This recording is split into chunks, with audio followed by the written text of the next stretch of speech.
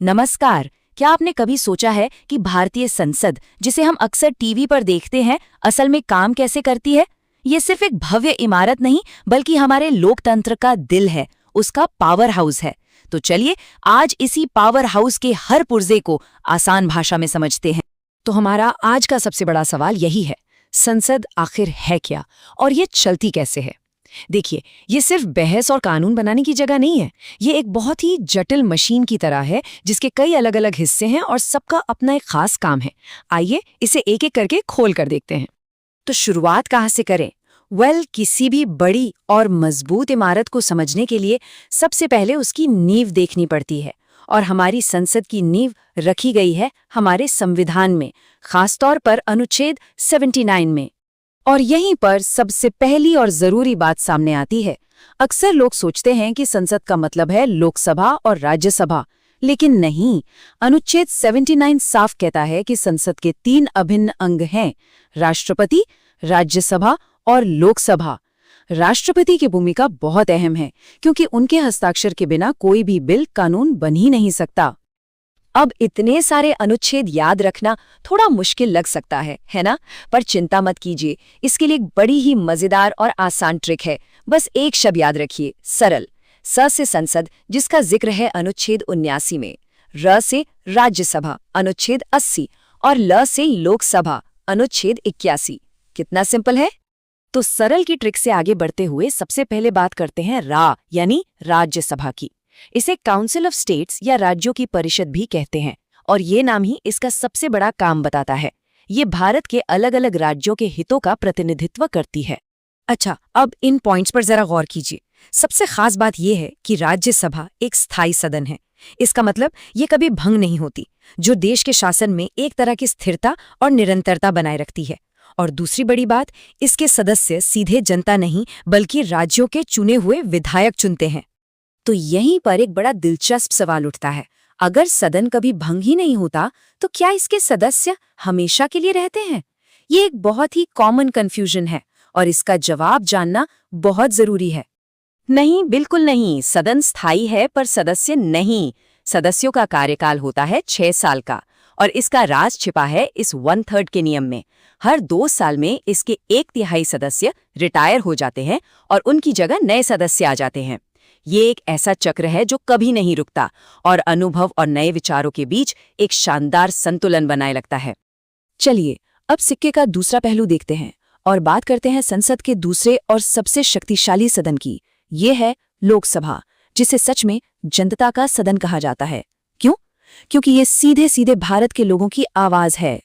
राज्यसभा के ठीक उलट लोकसभा अस्थायी है। इसका कार्यकाल 5 साल का होता है, और सबसे बड़ा फर्क ये है कि इसके सदस्य सीधे आम चुनाव में जनता के वोटों से चुने जाते हैं। यहीं पर देश की राजनीतिक नब्ज सबसे ज्यादा धड़कती है।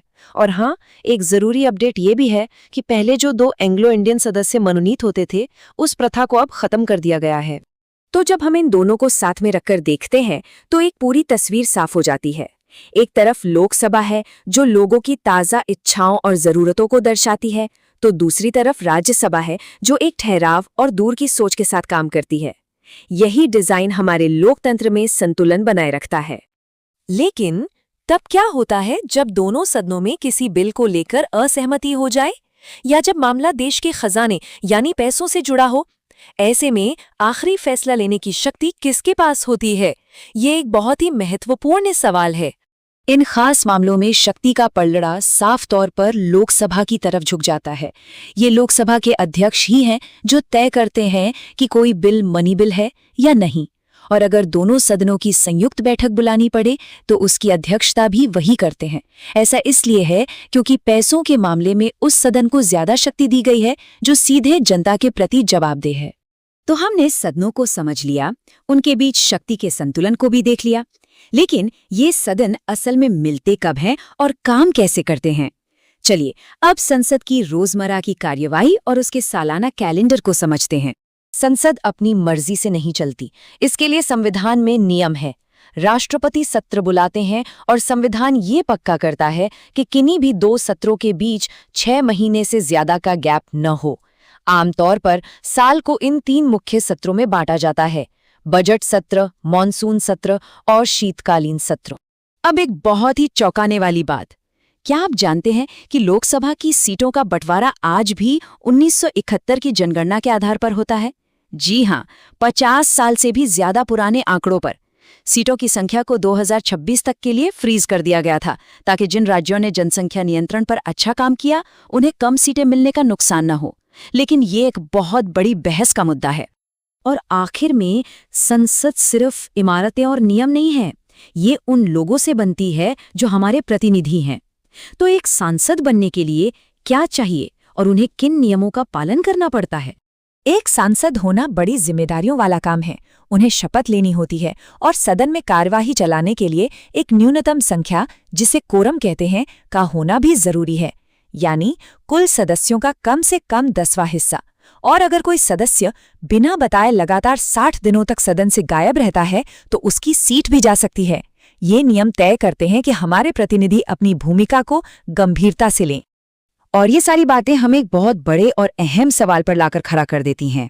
जब 2026 के बाद सीटों पर लगा ये फ्रीज हटेगा और आज की आबादी के हिसाब से सीटों का बंटवारा फिर से होगा, तो भारत का राजनीतिक नक्शा कैसे बदलेगा? जाहिर है, कुछ राज्यों का प्रतिनिधित्व बढ़ेगा और कुछ का घटेगा। ये वो सवाल है जो आने वाले सालों में भारतीय राजनीति की दिशा तय करेगा।